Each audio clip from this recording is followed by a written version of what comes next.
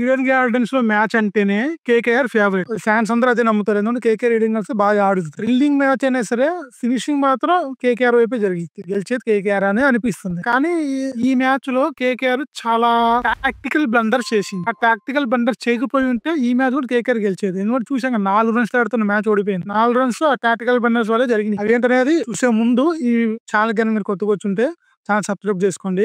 Video నచ్చితే like చేయండి. మీ అభిప్రాయాలు ఏమంటే కామెంట్ చేయండి. నేను ప్రతి కామెంట్ కి రిప్లై ఇస్తాను. కేకేఆర్ చేసిన బ్లండర్స్ ఏంటి అనే దానిలోకి వెళ్ళిపోతే ఫస్ట్ ఆఫ్ ఆల్ టాస్ గెలవగానే ఆఫ్టర్నూన్ మ్యాచ్ అంటే ఆల్మోస్ట్ ఏ కెప్టెన్ అయినా సరే ముందు బ్యాటింగ్ తీసుకుంటారు. ఎందుకంటే ప్లేయర్లు అందరూ ఎండలో నిలబడి అలిసిపోతారు. సూర్యుడు పీల్చేసామన్నమాట మన జ్యూస్ అంతా. అందుకని చెప్పి బ్యాటింగ్ తీసుకుంటారు. ఎందుకంటే అవతల వాళ్ళు జ్యూస్ పీల్ చేస్తే మనకు ప్రాబ్లం లేదు కదా, మనం గెలుస్తామని చెప్పి అది ఉంటది. దాని తోడు ఇచ్చి కూడా కొంచెం చల్లబడ్డా కొంచెం ఏమైనా మూమెంట్ ఇవ్వచ్చు.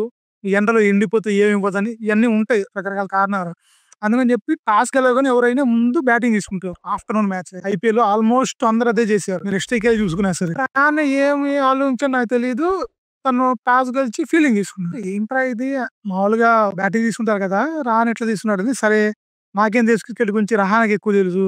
రాన్ అంత ఆడున్న ఇంటర్నేషనల్ లో కూడా భారీగా ఆడున్నాడు. రానే క్రికెటింగ్ బ్రెయిన్ ముందు మందంతా రానే కరెక్టే చేస్తుంటాడు అనుకోండి. కానీ లక్నో బ్యాటింగ్ చూసాక నాకు ఏంద్రా ఇది, రానే మిస్టేక్ చేశారా అనిపించింది. చూసారుగా మార్క్రము మార్చు ఇద్దరు బాధిపారేశారు. ఓపెనింగ్ ఇలా ఇవ్వాలి అన్నట్టు ఆడారనమాట. ఇంకా తర్వాత వచ్చిన పూర్వం సంగతి చెప్పేది లేదు. అంతే ఇస్తే చాలు, బాధమే నా పని, అదే ప్రాక్టీస్ చేశాను నేను అన్నట్లు ఆడాడు పూర్వం. 487, మార్చ్ 81, మార్క్రమ్ వీళ్ళు ముగ్గురే బాధిపారేశారు. ఇంత బాధేసరికి 238 కొట్టేసింది లక్నో. 3 వికెట్లే పడ్డాయి. ఏందిరా కేకేఆర్ బాల్ ఇంత లూజ్ గుందా, ఇదేంది ఇంత దారుణంగా వేస్తున్నారు అనుకున్నాను. నేను వికెట్లు కూడా లేపారు కదా, రన్స్ వెళ్ళిపోయినాయి, వికెట్లు పడ్డాయంటే ఓకే. మనకి ముంబై ఆర్సీబీ మ్యాచ్ జరిగింది, రన్స్ వెళ్ళి కానీ వికెట్లు కూడా పడ్డాయి. అలా జరిగితే ఓకే, అటు ఇటు కొంచెం అన్న కంటెస్ట్ ఉందిలే అనుకోవచ్చు. ఏమీ లేదు, అది పారేశారు. అది చూసినప్పుడు అనిపించింది కష్టమేమో కేకేఆర్ గెలవడం. నరైన్ క్యూడీకే వీళ్ళు ఇచ్చిన ఓపెనింగ్ కూడా అట్లానే ఉంది. డీగా మళ్ళీ ఫెయిల్ అయ్యాడు, పెద్దగా ఆడలేదు. ఇంత బ్యాటింగ్ పిచ్ మీద ఆడలేదు, ఇంకా కష్టం కేకేఆర్ అనుకున్నా. రహాని ఇరగదీశారు, అద్భుతంగా ఆడాడు. కొంచెం నిలదొక్కున్నాక తను కూడా కొంచెం ఇబ్బంది పడ్డాడు ఆడడానికి, అందుకే అవుట్ అయిపోయాడు. ఆ ఇబ్బంది పడుతూనే ఫుల్ టాస్ బాల్ కి అవుట్ అయిపోయాడు. అది దారుణం అనమాట. ఫుల్ టాస్ అంటే తను అట్లా లేదు, పైనుంచి పంపించేద్దాం అంటున్నాడు, కుదరలేదు, అవుట్ అయిపోయాడు. ఇక్కడే తను చేసిన ఇంకో టాక్టికల్ బండ్. రహానే వెంకటేష్ ఇద్దరు బాగా ఆడుతున్నారు. వీళ్ళ వికెట్ పోయాయి. రహానే అవుట్ అయిపోయాడు. అప్పుడు ఎవరిని పంపించాలి, అదే పాయింట్. రహానే వికెట్ పడింది 13 ఓవర్ లాస్ట్ బాల్ కి.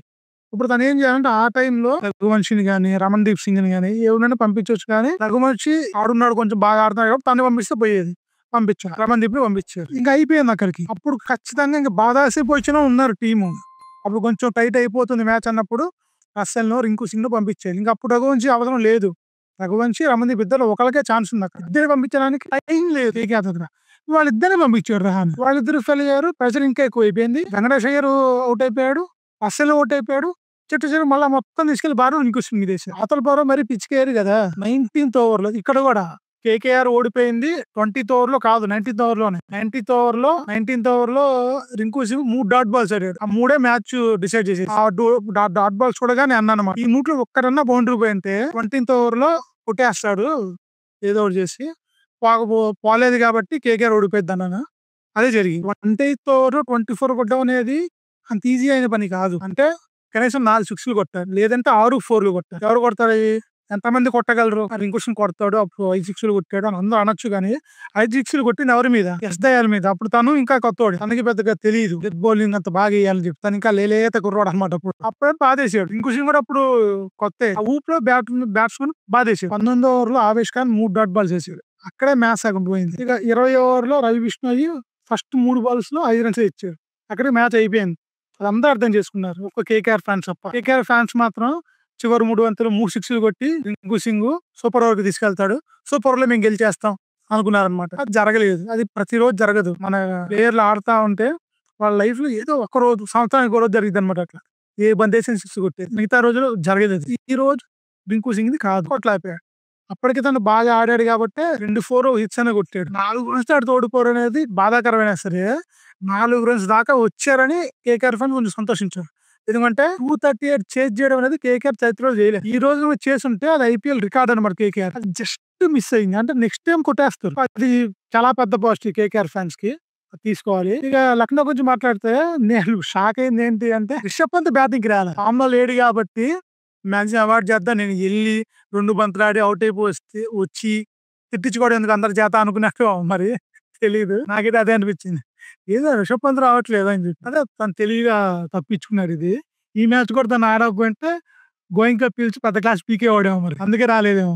కేకేఆర్ అద్భుతంగా ఆడింది. లక్నో ఎంత బాగా ఆడినా సరే మ్యాచ్ అంత దగ్గరగా వచ్చింది అంటే వాళ్ళంత బాగా ఆడారో అర్థం చేసుకుంది కేకేఆర్ వాళ్ళు. సో 2 టీమ్లు చాలా బాగా ఆడినాయి. ఈ రోజు లక్నోది కాబట్టి గెలిచేసారు అంతే. కాబట్టి డిసప్పాయింట్ అవసరం లేదు గానీ 2 పాయింట్స్ పోయినాయి కాబట్టి కేకేఆర్ ఫ్యాన్స్ కి ఆ బాధ ఉంటది. నెక్స్ట్ మ్యాచ్ కూడా ఎంత ఎక్సైటింగ్ గా ఉంటుందో ఆశిద్దాం. మళ్ళీ ఇంకో మంచి క్రికెట్ ముందుకు వస్తాను. అప్పటి వరకు బై బై.